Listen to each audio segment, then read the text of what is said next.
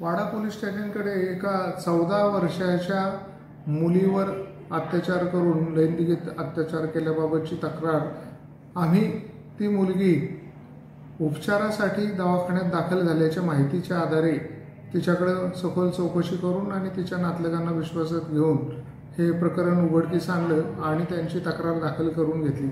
या प्रकरणी 3 आरोपींनी तिच्या अल्पवयीन असल्याचा गैरफायदा घेऊन तिच्यावर बळजबरीने अनेक वेळा अत्याचार करून तिला 5 महिन्याचे गरोदर केलेलं आहे।